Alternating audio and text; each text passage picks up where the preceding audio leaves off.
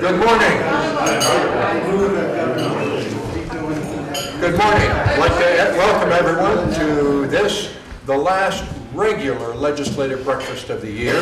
We will have the final breakfast of the year where we have all of the legislators present in mid-June.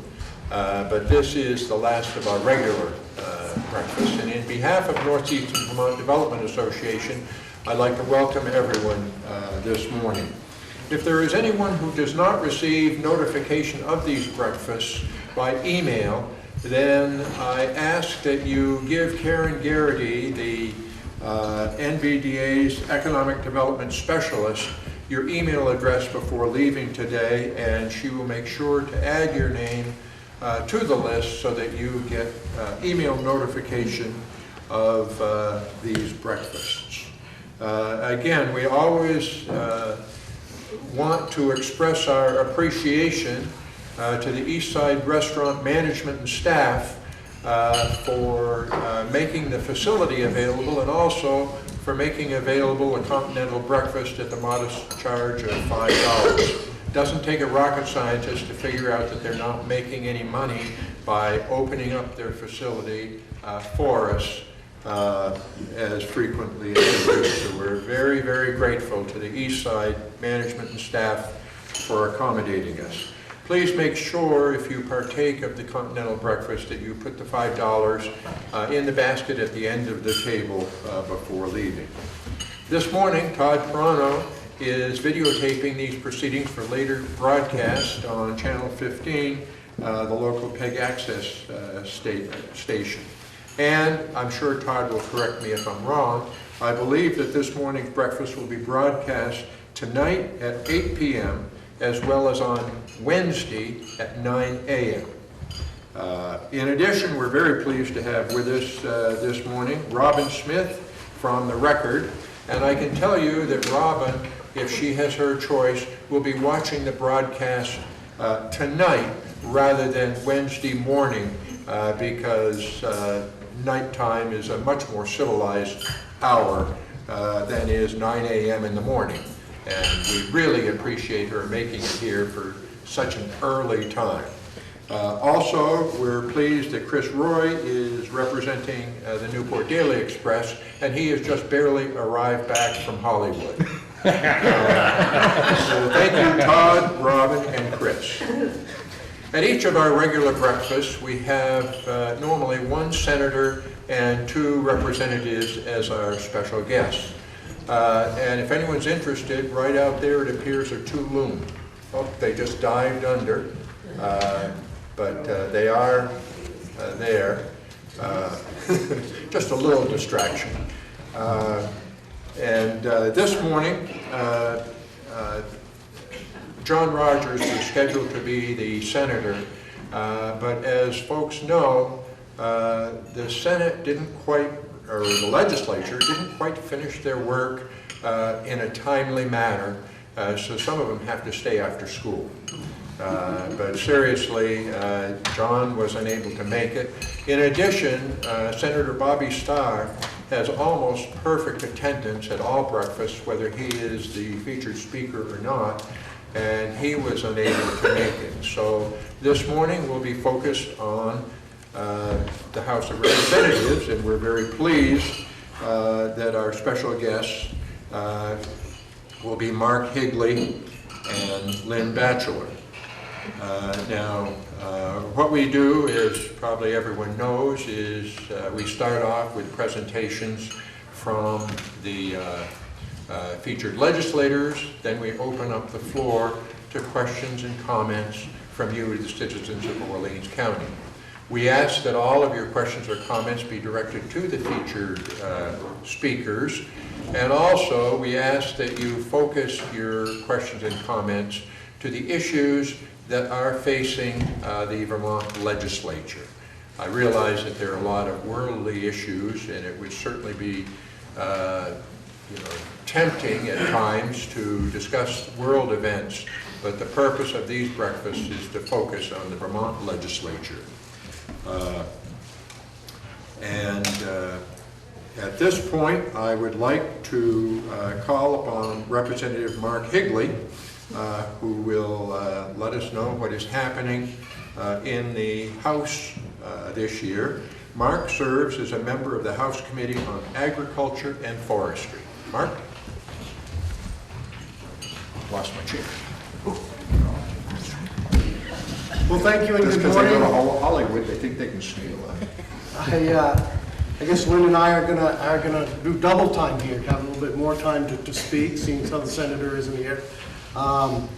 Just to let you know up front, one of the biggest issues is, and the reason why we're still down there is because of a proposal by the governor and the School Boards Association, as well as the Superintendent's Association, is looking to save $26 million by having the teachers' health care program negotiated through the state and realize those savings. So we were down there last week for 3 days. The reason again that we were was because the leadership in the House and the Senate has been working with the governor, and there was no resolution. We're going back again Wednesday. We are, the House anyway. Wednesday and Thursday, could be Wednesday, Thursday, Friday, who knows. Again, looking for a resolution. I did get an email that said over the weekend the governor and leadership was corresponding. They are making some progress. I don't know just what that means, but again, hopefully we'll see Wednesday. Just to give you a little background on that, for folks that aren't that familiar with it, again, VHI is the organization that works with healthcare. It's Vermont Education Healthcare Initiative. They're looking at 4 plans that have the same benefits, same network of doctors, lower premiums, and higher out-of-pocket costs. And what they're doing with that is, it looks to me like there's about $75 million in savings there. And what the governor was proposing is taking $50 million of that and holding the teachers harmless for many other out-of-pocket costs and so on. So that's where that $26 million of savings is coming from. It's a proposal that realizes the savings over time. There would be more parity involved. They're looking at a 20-80 split with the teachers on that. Right now the average is about 86-14 of a split. Currently the teachers cover about $400 of out-of-pocket costs. That's looked through this proposal to keep that the same. We did have the Beck Amendment down there, which we had a 74-73 vote for the Beck Amendment, which was similar to what the governor was proposing, only that all the money saved would go back to the taxpayers. Where in the governor's proposal originally, he wanted a third to go to taxpayers, third to go to some early child care, and another third, maybe higher education. I can't remember for sure, and he's willing to go the route of having it go all back to property taxpayers. But anyway, the Beck Amendment was 73-74, and the speaker passed the tie vote, which killed that bill, which was pretty amazing down there for us to pick up 16 Democrats and some others as well to get that vote. So again, as Bill said, I sit on the House Agriculture and Forestry Committee. It's new in the sense that it used to be called Forest Products, and now we deal with all aspects of the forestry industry. Just to let you know some of the things that came out of that, you might have seen in the Chronicle an article about upgrading the number of chickens that you can slaughter from 1,000 to 5,000. There was some folks out there that were looking for that. There's some provisions in place as to what you need to do to do that, and there's some labeling that's required. But other than that, as far as I know, and just to clarify too, a lot of this stuff hasn't gone all the way through the process. So a lot of what I may talk about may for some reason in the end not get passed, whether it's something the governor doesn't sign or, like I say, there still is some some negotiations going on through committees, conference committees. Another piece that we did in Ag Committee was a miscellaneous ag bill. It had some pieces in there on the Working Lands Enterprise Fund, some money in there for that again this year. And a couple of important things that, as you may know, the forestry industry is in dire straits because of a number of things, because of markets for logs, because of workman's comp issues, which are really high. So one of the things that we try to do to help out the industry is remove the 6% sales tax on equipment that they have to pay for their logging equipment. Now that's going to make them more competitive with surrounding states because our surrounding states do not have that 6% sales tax. Another thing that we did was there's kind of a crazy fuel tax that, so any red dyed diesel fuel, if it's in a stationary implement, whether it's a generator or something like that, you're supposed to pay the 6% sales tax on that. Now, if it's moving, if it's under propulsion, you don't have to. And if you can believe it or not, and we had some loggers come in and testify to this, and we also had the tax department there, Fuel Dealers Association here, whatever, but these loggers that have a fella buncher, so that's like a big excavator with a big head on it that cuts the trees down. Supposedly, through the tax department's thinking is, when that machine is sitting idle, standing there cutting the tree, the fuel in that is supposed to be taxed. And then when they move forward, the fuel is not taxed. Now, as you can imagine, that's just ridiculous. And the loggers say what they do is they just consider it that it's all taxed. There's no way they can have an hour meter, that they're not even going to do it. Fuel Dealers Association said basically that they haven't been doing it because a lot of times they'll go out in the field and they'll just pump 500 gallons into a tank and the loggers will put it in whatever piece of equipment. So again, what we've done, we worked with the tax department and we worked with the loggers, and so now we're going to take off that, any piece of equipment that's used in the forest is not going to have to pay the 6% diesel fuel tax on that. So another little bit of a help. Another piece of that was, you might have heard a little bit of controversy about this, but these nutrient management plans that farmers have to have now, as well as there's some field drainage tiles that go into fields. The Agriculture Department was pretty adamant about wanting to keep the information out of the public records in regards to a farmer's name and address when it comes to nutrient management plans or other things. If people wanted the public record for the aggregate of what's going on, what their plans are, that sort of thing, that's fine. That's all public record.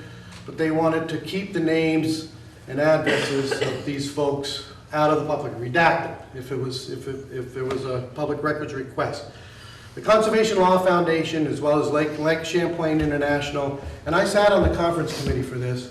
We sat for 3 days, and basically those organizations, Conservation Law Foundation and Lake Champlain International and others, were really upset that that information wasn't going to be public.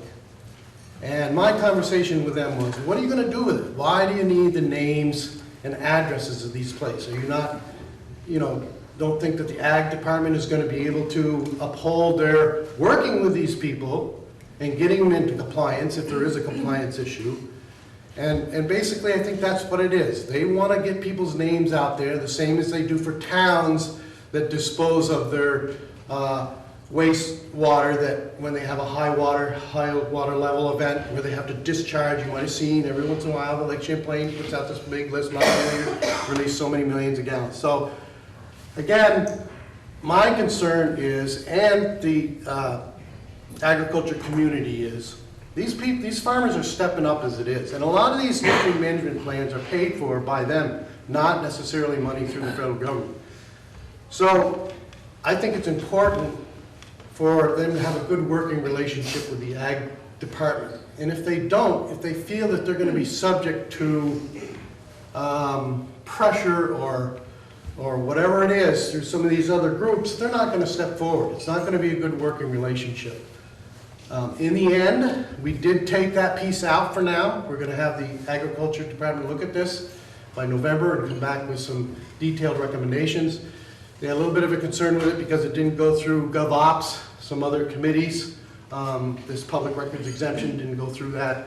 I had all the confidence in the world. I was on GovOps for a number of years, 8 years, and I had all the confidence in the world that the Ledge Council that drafted it up properly. That's that particular issue. And how much time do I have? Good. No, I appreciate this, and there's really anything I've got. okay. Otherwise, we're going to be really in trouble. There's really a lot of important things in my mind, and to me, you know, we're fighting the fight down there, winning a few battles, but to me, we're losing the war on a lot of things. And another important thing to me is last year you might have remembered that I said that there was a possibility of the Office of Professional Regulation looking at regulating, actually licensing home improvement contractors or builders. Well, we got that put off last year. We fought the fight there. Well, this year the Attorney General's office went back to the Senate, and all it takes is a vote out of the Senate GovOps Committee or House GovOps Committee to look at this. It's called a sunrise review at the Secretary of State's office, so the Office of Professional Regulation, to look at this industry to see if it needs to be regulated. That happened. They allowed that. Well, okay, so that's going to go forward this summer. They're going to have a bunch of public hearings. The problem is this industry, the home improvement industry, is a wide range of industries. It's everything from your driveway sealers to your lawn care specialists to your pest control agents, you name it. And most of these folks aren't represented by an industry organization. So first of all, how are you going to get all these people in?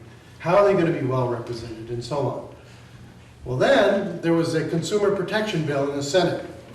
And I found out that in that consumer protection bill, some senators, along with pressure from the Attorney General's office, wanted to require that this group, home improvement contractors and builders, be required to have a written contract. Now, in this written contract, they had it spelled out. So this is a written contract in legislation that you would have to abide by. And I don't know who wrote it, but they have no clue as to what a contract in this industry should be like. It had sections in there where it said a warranty section where his or her contract will warranty against faulty materials as well as workmanship. Now, I went into the Commerce Committee and I had the Home Builders Association come up and testify as well. There's no way that I'm going to warranty against materials, faulty materials in my business. That's either on Pooling Lumber, Country Home Center, whatever it is, or the manufacturer. And there was a bunch of other things on there as well.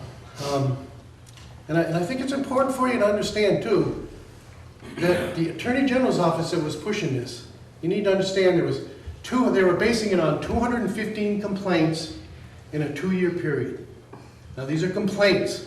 They haven't been litigated. This is me saying, you know, you did a bad job for me, you know, and I believe that, you know, I don't owe you the money, whatever it is. There's 2 different categories, too.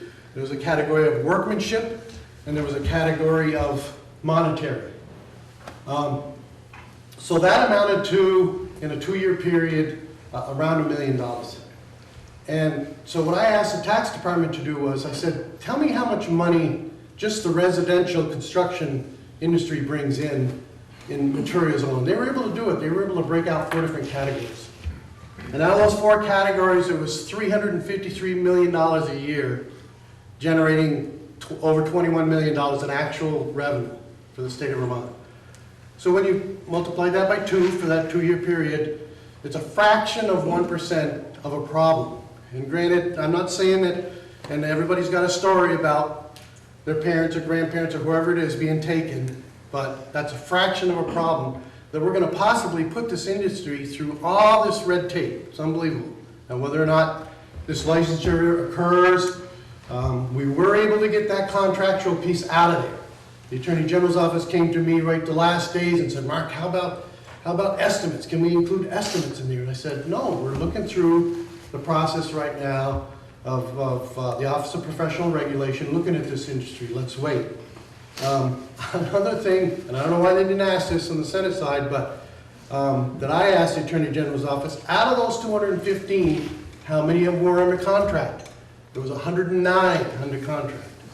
And 60-something that weren't, and the rest they weren't sure about. So again, my point is, if there's that many that are under contract, where's the problem? Why, you know, if they're still under contract, then they have a problem. So I think this is important, folks, because I'm telling you, we talk a lot down there about the economy and about, you know, jobs and all that sort of stuff. Tell me the people that get started in these businesses that, first of all, they're generally not college educated, okay? But they can make some good money. They can get started out in some of these industries and make some good money. And if we continue to throw roadblocks up against them, like, you know, the Attorney General wants to look at some of these construction outfits small, and maybe look at bonding, you know? And if it's licensure, licensure means a fee every year, and it means a board that you have to set up, and it means, you know, a whole regulatory process. It may mean continuing education, who knows? But again, my point is here's an opportunity for somebody to start a business that can make a go of it without all this regulation. And then if I can just talk about one other thing, another concern is, it was called a Forest Fragmentation and Wildlife Connectivity Bill. And I mentioned this last year. There's a piece that did go through where regional plans have to look at this, look at the forest blocks, keeping them whole in their regional plans, as well as wildlife connectivity corridors. Local town plans there was a may clause in there. But this year there was a bill, it was H233, that created 2 new criteria for Act 250. So any proposal that would have required Act 250 approval now would have to go through 2 more criteria. And those criteria are forest blocks, keeping forest blocks whole, no fragmentation, and wildlife connectivity corridors. And again, they explain it as this is going to save the forestry industry because this fragmentation is creating a bad thing for the forest industry. And they were also talking about, you know, lull in conservation proposals. But again, folks, I can tell you, Vermont is alive and well when it comes to conservation as well as other initiatives. And it's not, has nothing, in a sense, nothing to do with the fragmentation piece. I just mentioned it before. It has to do with workman's comp issues. It has to do with the market. It has to do with costs that these loggers are incurring. So this, to me, was kind of a disguise for basically locking up a section of Vermont to no development. And again, you can't see this right now, but this is a forest fragment. These are forest blocks. So the purple, and there's 2 different colors purple. You can't see the lighter purple, but the darker purple is what they call high priority, and the other is just a priority. Now, as you can see, of course, it's all over here and in our area, and of course, the people who sponsored the bill are all over on this side, over here. And again, these, if and when it came to an Act 250 proposal, they would have to look at it here. And if it created any type of forest fragmentation, whether it was with roads, whether it was subdividing, whatever it is, they have to fall under these criteria. And then there's also a map that they use out there called the Wildlife Connectivity Corridors. And this is the one here that has 2 different shades as well, high priority and just priority. So to me, I believe that it's basically another attempt to lock up a lot of the forestry land. Oh, and the other thing is, just for your information, there's 5.9 million acres in the state of Vermont. About 3.8 million acres of it is tied up. And what I mean by tied up is it's either federal land, state land, Agency of Natural Resources has conservation easements, Vermont Land Trust has conservation easements. What else was there?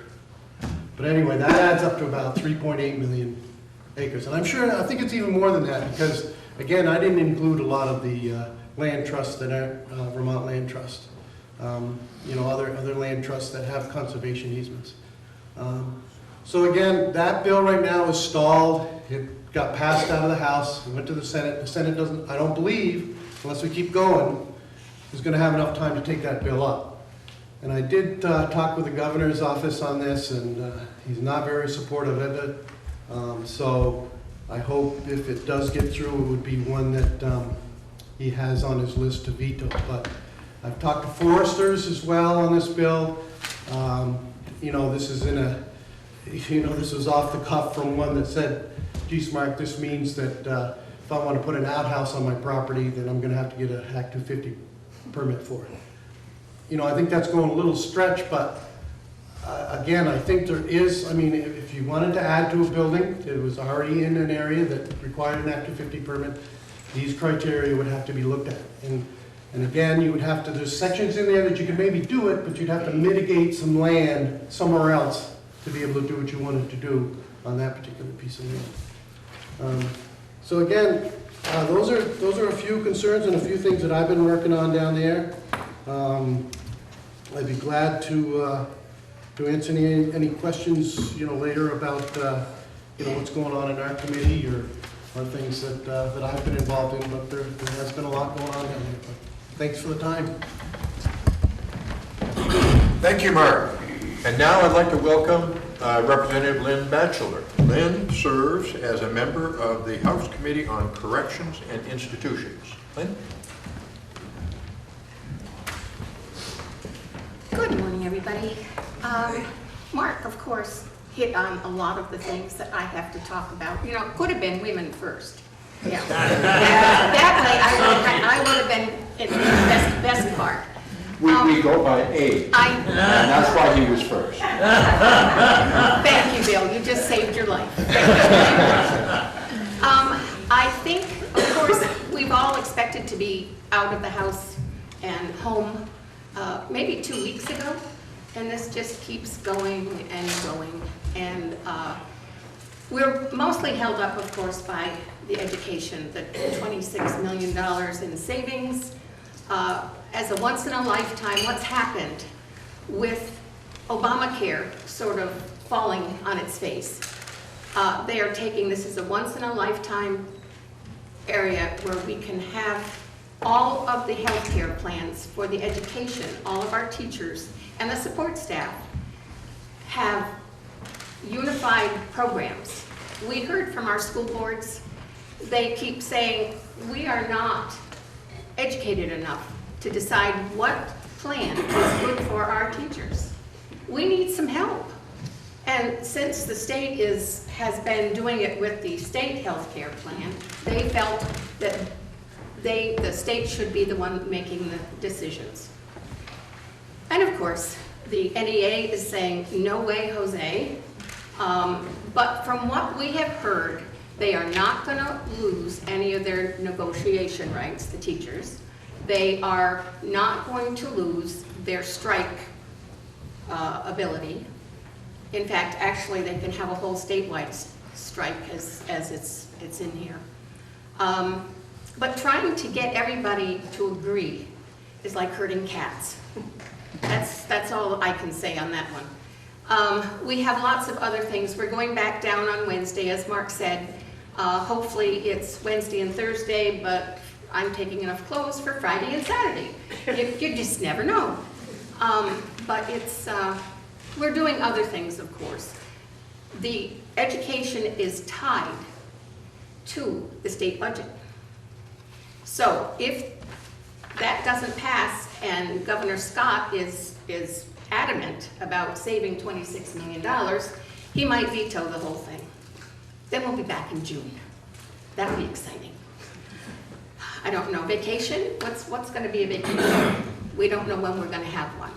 The other things that are happening are, I'm in the institutions, which takes care of all the state buildings, which is Buildings and Grounds and General Services. BGS is how it's known. We take care of all the upkeep. We pay for it in our capital bill. There are two different budgets. There's a capital bill, and then there's the regular general fund. So our committee takes care of the capital bill, which allocates money to different areas in the state. Whether we're fixing, well, we're going to have to redo the dome on the Capitol. The gold is coming off, and it needs some structural work, so we are going out to try to get that finished and done. We've already put it out to bid. We have security for the State House. It is the people's house, but times are a-changing, as you all know, and we're going to put cameras, I believe, on the doors. That's all, as to know who's coming in.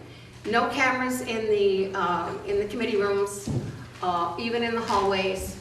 But there is a communication system that we can, if we have a problem, we have panic buttons and the whole 9 yards to get the Capitol Police to give us a hand, which of course calls the state police, and it's just a whole progress. But at least we are a little bit safer than we have been in the past. I don't think well, this is stupid on my part, I don't think anybody would try to hurt us, but you never know. You just never know. And let's see, what else? This all was on the school thing. So I will just sort of avoid the school thing. How's that? And the other thing with corrections, it's a pain. How's that? They would like to have the low-hanging fruit, as I call it, and close Windsor facility. That houses over 100 B1 inmates, which is, they're almost ready to get out to go home and to be on their own. And our committee, we wanted to keep it open until we had a plan as to what's going to happen to these 100 or 150 inmates. Where are they going? Are we going to chain them to the bed in the gymnasium, or what are we doing? The Senate wants to close it right now and take that $3 million and spend it somewhere. I'm sure they have a plan of spending some money. So I don't know what is going to happen, except right now we're winning. So Windsor is still open. It's 900 acres down in Windsor. It is, we went to take a look at it. It is probably one of the most beautiful areas. Totally secluded, totally off the road, off everybody's grid, and the only problem is that they had what they thought were historic buildings on this property. Well, come to find out, when we finally, that Buildings and General Services, BGS, have been paying for and keeping up all of the buildings. Come to find out, after all these years, they're not historic after all. So they can be taken down. And that, that was mind-boggling. Another one of our wonderful ideas. But it's one of those things where, how do you have inmates out on the grounds, and they have a garden, and they have a lot of things that are outdoors because they are lower offense individuals getting ready to go out. How do you find them? They end up going behind these buildings, and they're in the buildings or whatever, they're hiding. So, I don't know, the prison system is a really crazy prison system. We are going to be sending our inmates up to 250. 250 is the minimum. We're going to pay $72 a day for 250 inmates. Whether they're actually there or whether they're not, we're still paying. They're going to Pennsylvania. There's 2 prisons in Pennsylvania. They're supposedly going to have continuing education. They are supposed to have programming. However, I'm saying supposed to because I have a young lady here who's lived in Pennsylvania and said that's really not true. So I'm only going by what we have heard from the Commissioner of Corrections and from the Governor's office, and so we are basing it on those truths or falses, however it goes. But the only problem I've always seen about out-of-state facilities is the fact that they have no family contact. I know they're in there, they earned their way in and they're going to have to earn their way out. However, they should have some sort of contact with families and, but again, over the years that I worked for the Department of Corrections in Newport, their family members are the biggest problem with bringing in drugs, contraband. So, I mean, in baby diapers or what else? Under Band-Aids, the buprenorphine, Suboxone, all of these good things are brought in, or in plastic bags put in an area where nobody would want to sit down. How's that? We passed marijuana. Whoopee! H-170 is the House bill. We had almost 600 bills this year. So when somebody comes up to me and says, what's H-170? I really have to put my thinking cap on, because out of almost 600, it's hard to keep them separate, because we are in our own little world with our committees, and that's what we normally are working on. So we did the H-170, which has no money. We're not going to make any money, but you can have a small amount. I don't think it's small, but I'm old-fashioned. They have, let's see, the right to grow 2 mature plants and 2 babies, 2 small ones. So it's a heck of a lot of marijuana when you get them all going and everything is going. If you're a really good person with plants, I'd kill everything that I try to grow, so it wouldn't, you know, I wouldn't do a thing. But, you know, why in the world we don't legalize hemp so we can actually make ropes for our ships? And we're buying our ropes for all of our Navy ships and Coast Guard from a foreign country because we can't grow hemp. Isn't that wonderful? Don't be stupid. Well, yes, stupid. I'm trying to behave. It's not easy. But the Senate put back, when we sent the 170 bill over with the marijuana, the Senate replied with, they want a S-22. They want a study. Those are expensive. For possible regulation and taxation of marijuana. Well, that's Senator Sears. He's wanted that for the last, well, actually, since I've been there in 2010. So that's sort of hanging on the wall until it comes back over again. I don't think we're going to see it until 2018. So the next years, it's going to be funny. We have the family H-196, family leave bill. It's in the Senate, and that also did not, it hasn't passed both bodies. So that also will be taken up in 2018. I don't know, this has been a crazy, crazy session. We thought maybe it would be, for us minority people, we thought maybe it would be just a little easier with a Republican governor. I think it's been as much of a problem for Governor Scott with people banging heads as it has been for President Trump. I really do. I think there are a lot of obstructionists, and I know I'm going to get killed in the newspapers, but that's okay. That's just how I feel. And if you don't see anything in the newspaper, an article, I used to write articles, that usually means that I'm not very positive about really what's happening and have little or no control over what's going on. And that's sad. It really is sad. We should be able to talk together and get together. The closest we got, of course, was for the Beck Amendment on the schools. We got 73 to, and then the speaker cast the final vote, and when you have a tie, you lose. It's gone. So, but the only thing it did was scare them a little bit. That's all. So I don't know what else you'd like to hear about. Newport, the prison in Newport is going to get a new, we went ahead and said, okay, they're going to get a new parking lot, so if you ever go there, they have potholes that would swallow up your car, and they also are going to get new security doors. Those doors are antiquated, and if you really wanted to break in, now why would you? I don't know. Breaking out would be much more sensible, but if you wanted to break in, they sometimes don't lock all the way.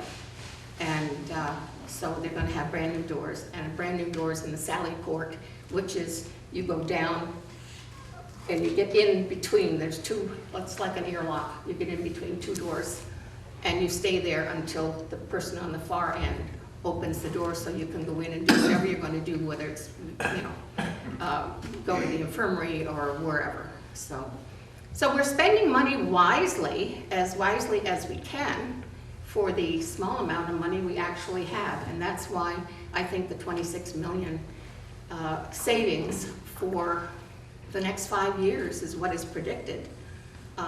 If we can ever get our acts together, that would be a lot less on our tax rolls for us, for citizens.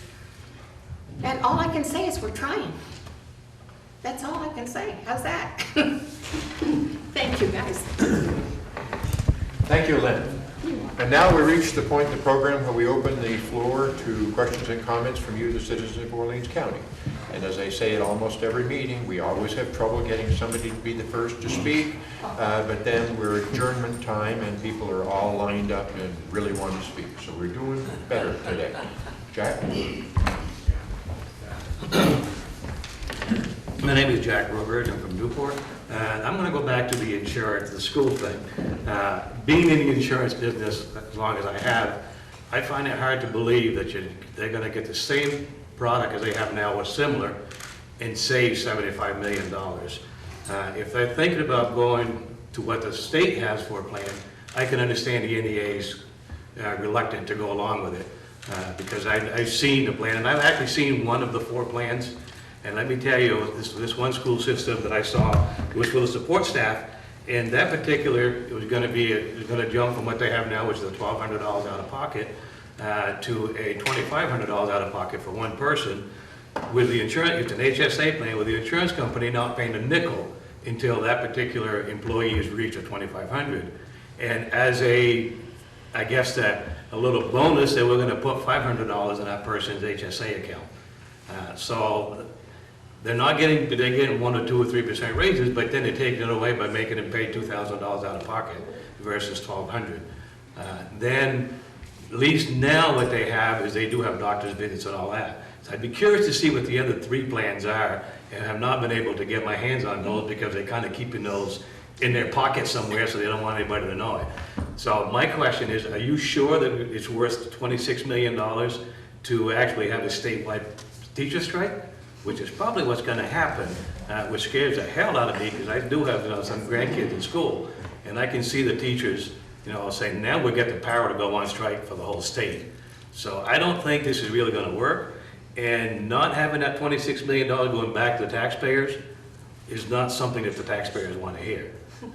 Maybe they'll do it the first year, but what's going to happen a year down the road? I can see that $26 million being funneled into the general fund or somewhere else within the next 2 or 3 years, like the state seems to have a tendency of doing all the time. So, I just want you guys to think about it. I understand you probably supported it because it's Governor Scott, and I supported Governor Scott, but I'm really questioning his theory on this one and who is he really working with? Working for our working teachers and staff members at the schools, or is he working for the school boards, which they've been doing it for years. They've been negotiating. So, for them to say we're not professionals, select boards are not professionals. Alderman boards are not professionals, and they go through the same thing. I know I was on the council here in Newport, and we've negotiated some contracts and worked with the insurances as an individual. You're taking away all the rights of the local school boards, even though they want to give it away. Well, if they don't want to do the job, they probably should not be running for those positions. Representative Higley.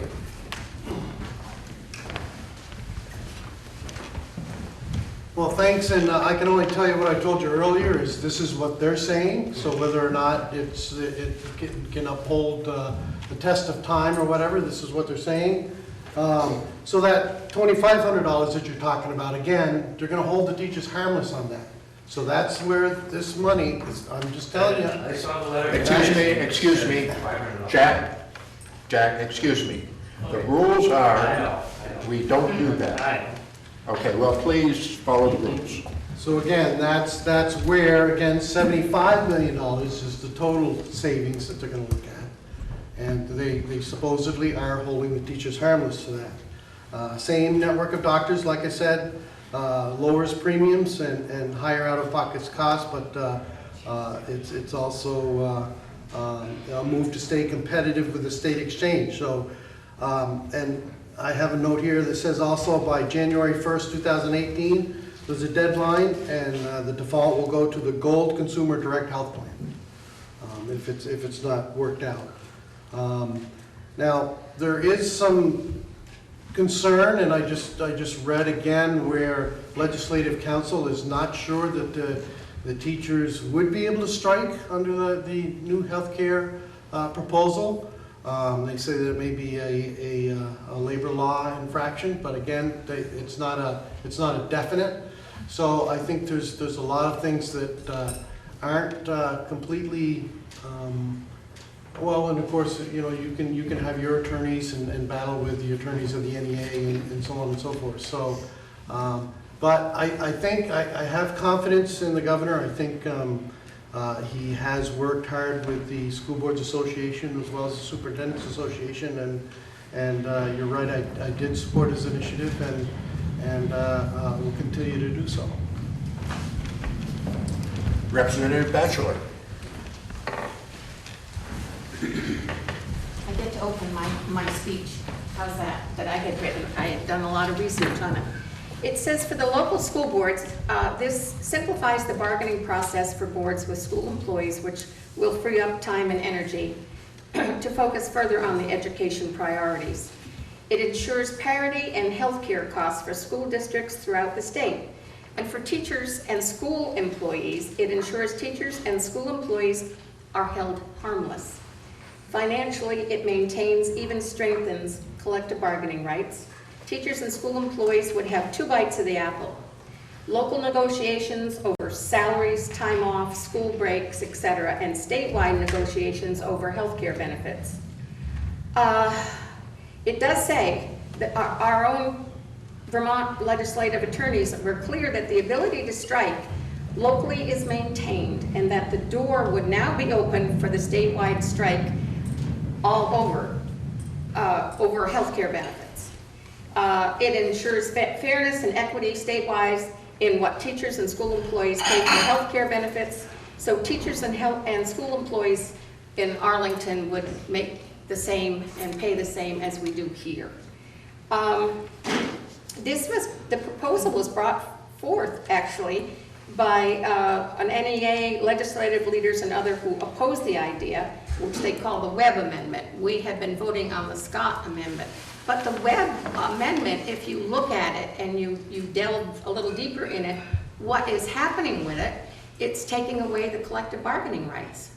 And that's not what we're trying to do. We're trying to make it better, we're not trying to make it worse. My husband for years worked as one of the school bus driver. And yes, he used to get so mad because they didn't have the same health care. Visbit didn't have the same health care that the teachers had. I mean, they paid into it, but they got a lesser amount. This would make it an even thing across the board. And it's just, this is the only time that we're ever going to be able to dicker with our health care and actually make a good idea better. So, and this was brought to us actually back in 2015 and 16.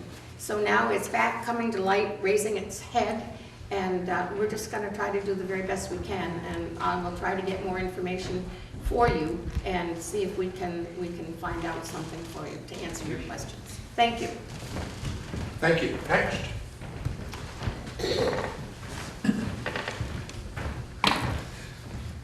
Thank you. Frank Davis, Derby.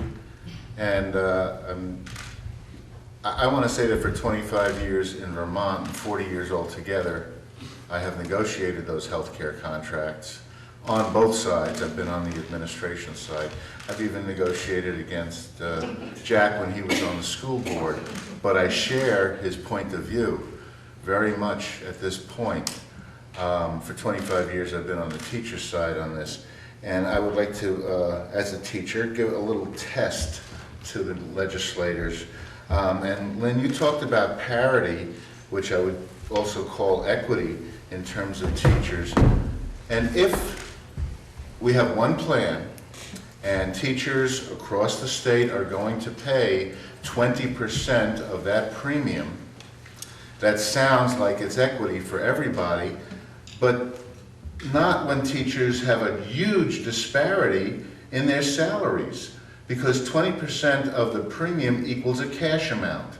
And a cash amount, if we call the average salary in the state X, the cash amount is not X for everybody.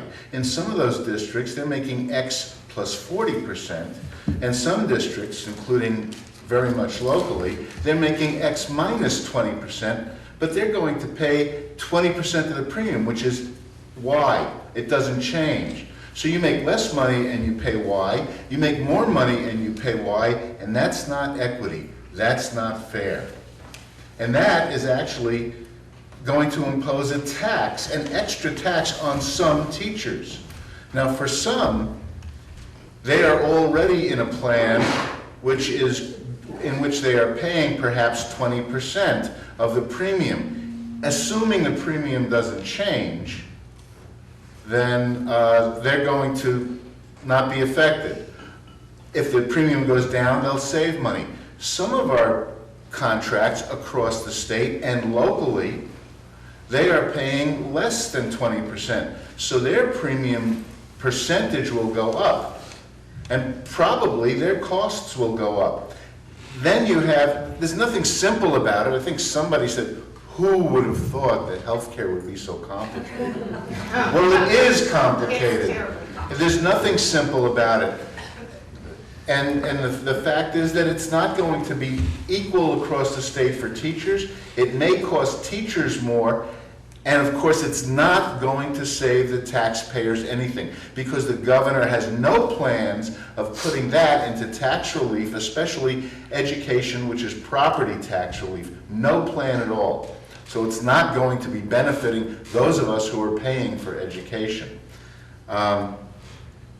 My question then is, do you know in this area, in your district which is Orleans North, in your district which includes some of Lamoille County and Caledonia as well, in our senators who include also Essex County and part of Franklin County, do you know if those districts are now paying 20% of the premium, 25% of the premium?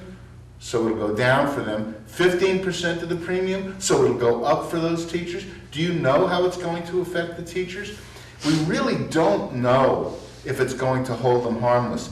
And finally, as Jack said, we have all sorts of different plans across the state now that have been negotiated by people the governor is calling not professional. School board members are not professional. Well, when it comes to negotiating teachers' contracts, our governor is not professional. And the legislatures, sorry, you legislators, you're not professional negotiators either.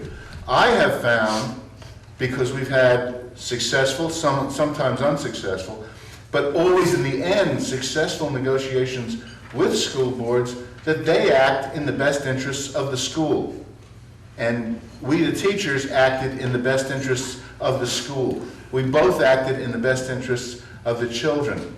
And I think that what the governor is trying to do is act in the best interest of somehow balancing the state budget on the backs of, in this case, teachers. Thank you. Representative Higley.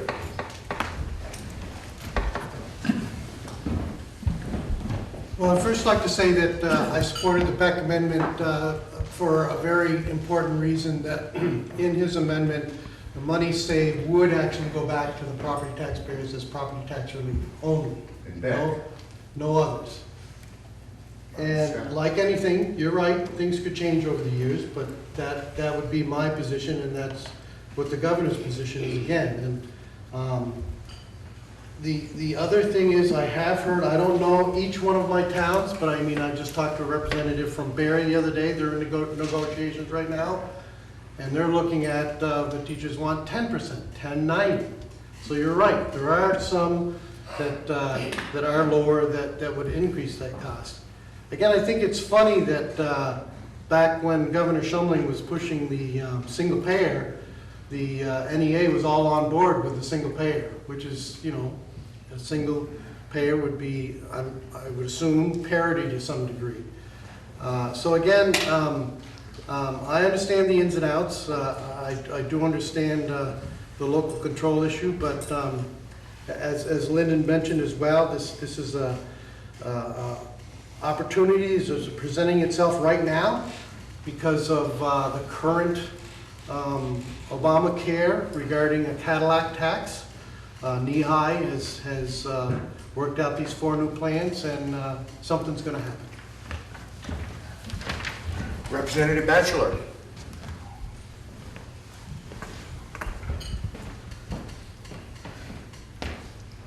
Very much what Mark said would be my answer. The worst part is that because we are segregated in healthcare, the committee in healthcare, they're doing their thing. Our committee does something totally different, and we just hear different things. Now, of course, we hear this huge problem with the teachers and being upset with it, and the school boards not wanting to fund the healthcare programs, telling us they were the ones that came to Governor Scott. The school board and all of the school board members said, please help us. We're not doing this very well. We think we can have better equity for everybody if it's done under one roof. But we're all hearing rumors, and everything changes. So when we go back Wednesday, hopefully we have a little more substantial information as to all of the problems that you're seeing, Frank, and what everybody else sees as well. But yes, the $26 million is supposed to go back as property tax relief. And that was, I think, what got everybody on board in the beginning, because we know it's very difficult in this state to keep your head above water. So we'll do our best and find the answers for you. Robin.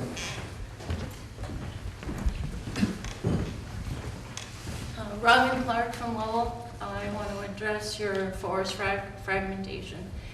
I've seen it on the Lowell Mountain. I've seen it in the Green Mountain National Forest with these large wind projects. I know that they're under Act 248. Will this forest fragmentation have an impact on these projects? And I'm hoping it will, but I'm suspicious that it won't. Representative Higley. Robin, you're correct. It will not. These projects fall under Act 248 criteria and not Act 250 criteria. So again, I think it is a little bit of an issue where they talk about fragmentation, whether it's roads, even trails. They talked about minor trails in the legislation, and we wanted them to define what minor is as far as minor trails. So the head of, that bill was regarding forest fragmentation and never even came to our Agriculture and Forestry Committee. It started out there, but it was immediately shipped up to Natural Resources, Fish, Wildlife, and Water Resources. And they've spent a lot of time. They've got a lot of folks on that committee that are supportive of the initiative. But again, it's a concern to me. And when we talked about the minor trails, even in that, the head chair of Fish, Wildlife, Water Resources, David Dean, who's on the Rules Committee, said, well, a lot of these things will come back to the Rules Committee as well for clarification. Well, again, just to let you know, there was 0.04 miles that was being asked to go across state land to connect existing ATV trails, and the Rules Committee said no way. So again, that's concerning for me when we're talking about this particular bill as far as what do they mean by even trails. But to answer your question, no, it would not affect renewable energy projects. Did you have anything to add, Lynn? No. Okay. Next.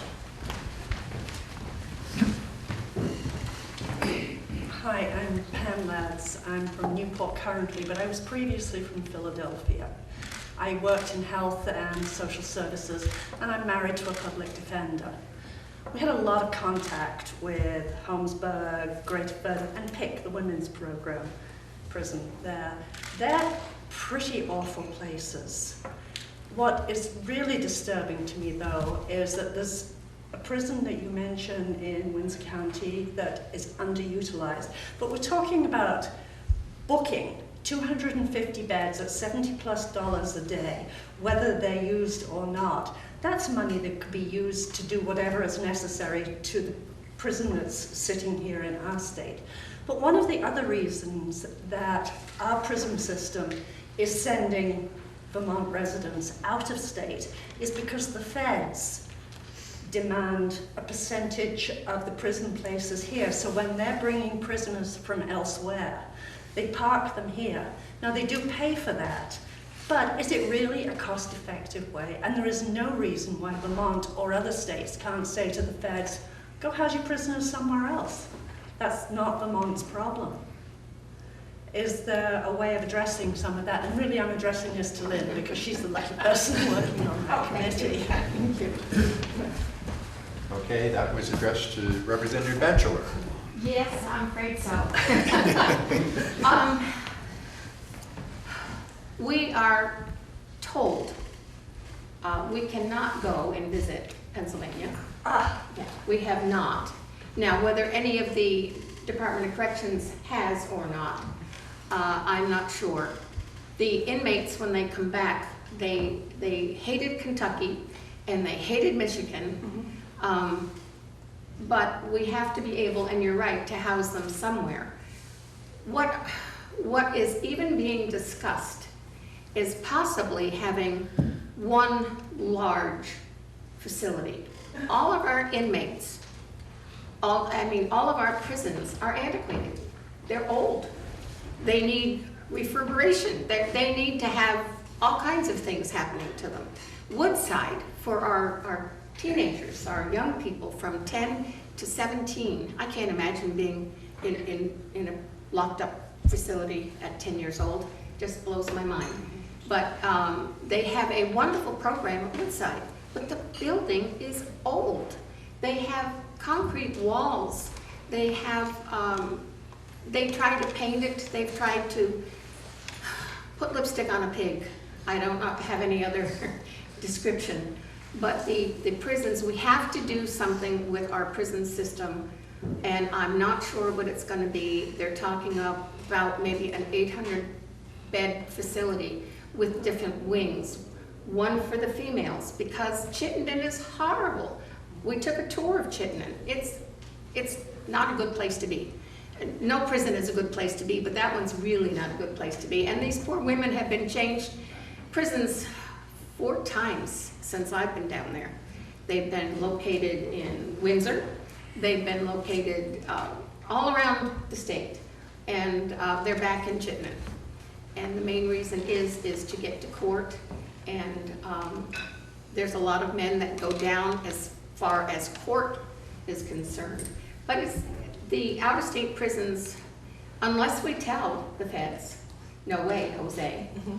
But they do pay considerably for the beds, but not that much that it would make me think that we should be moving out our own inmates just to appease the federal government. So I don't know what to tell you. I know you told me that Pennsylvania was terrible, but all of the prisons are terrible. But here, ours are so old, and what we're going to do, we have no idea. To build, an 800-bed facility somewhere would cost a fortune. So I don't know, maybe we'd save it by closing the other ones, but what do you do with an old rundown prison? So, other than demolish it. So, I can't give you a really good answer, Pam, I'm sorry. Thank you. Anything you want to add, Mark? Yeah, maybe just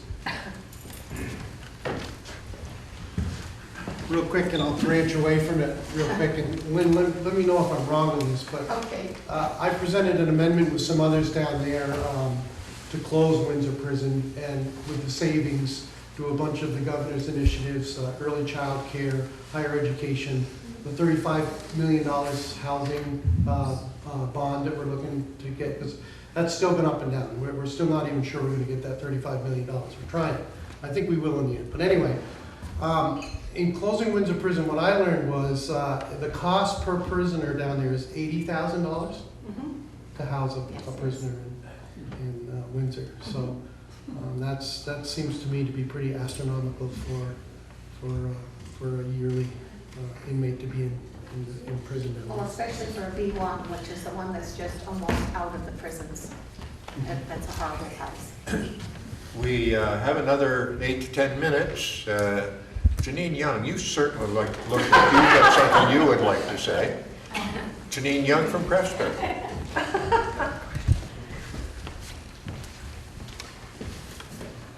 As I said, Janine Young from Craftsbury.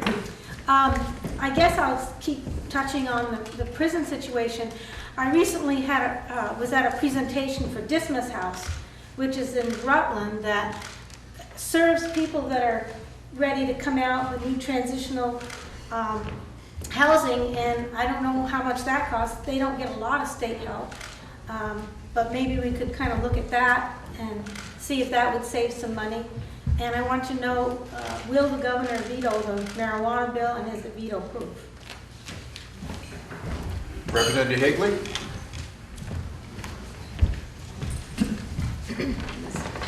I'll let Lynn answer the first part of that.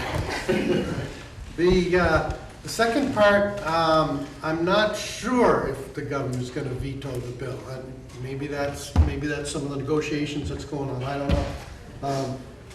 Just to add, Lynn did touch base on that a little bit. There is a commission that's been set up. That's in the bill that came back from the Senate, and I believe, you know, I'm not even sure that it's necessary, because I think they've already worked out the details with what their bill was last year. They spent a lot of time on that prior to the session as well. It's a 9-member commission. 2 House members, 1 member of the public, 2 Senate members, oh, excuse me, 2 House members, 1 member of the public, 2 Senate members, 1 member of the public, Secretary of Agriculture, Attorney General's office or his or her designee, 1 appointed by the governor. The concern there wasn't any party affiliation to that, so it's a 9-member board. They have to report back by November 1st. And the bill itself doesn't go into effect until July of 2018. So, you know, there's pretty much time for the House version to go away and the Senate version to be fully implemented. So that'd be seed to sale or whatever by July 1st of next year. So who knows what's going to happen. But again, to answer your question, I haven't heard a definitive answer from the governor whether he would veto it. Again, his main concern was roadside tests of some sort and education around kids and the health effects and so on. So, Representative Batchelor. Okay, I have to confess. Janine, what was your question? I'm sorry. Well, can we spend more money on something like Dismas House, where they have homes that... We have all of these facilities coming in and giving us proposals and asking. It's always in the limelight as to how we can take care of these individuals. And we know we need to have step-down houses. We need to have places where the inmates can go once they've done their time. They've maxed out, of course. Once they've maxed out, they're gone. They don't have to do anything we ask them to do as long as they've maxed out their sentence, but the ones that are in the minimum sentences, and we let them out, whether it's, we don't do good behavior anymore, but when they do have the opportunity to get out, we do have a horrible housing problem, step-down problem, and of course with all the opiates, we're not having that kind of we're not having good luck with those either. We have a terrible opiate problem, and of course, what are we doing? We're passing marijuana, whatever. You know, and my thing, as far as the marijuana, I don't know whether Governor Scott is considering vetoing it, but I don't think he is really for it. And he and I discussed children, toddlers, okay? Everybody's saying, well, we're gonna educate everybody for marijuana. We're gonna send our kids to school and they're gonna learn not to smoke. They're gonna do all of this. But what about the babies in the cribs? What about the toddlers following everybody around? And everybody's in the house smoking pot in the winter with all the windows closed. I mean, that's not good for a developing brain, and we know that secondhand smoke for tobacco is horrible. So secondhand smoke for marijuana, I don't think is much better, if at all better. So I think if he takes all of these considerations, I don't know what he's gonna do, but I hope he makes the right decision for right now. Thank you. And last but not least. Ernie Shawkat, Newport Senate. We understand that Coventry's got a lot of problems. You read it all. Now, taking away the voters' right to elect a treasurer and giving it to the selectmen, like the bill has been introduced, are we going to gain the thing or are we going to lose? This is what I'd like to hear your opinion. To me, I think we're going to lose, but what's your opinion? Representative Higley.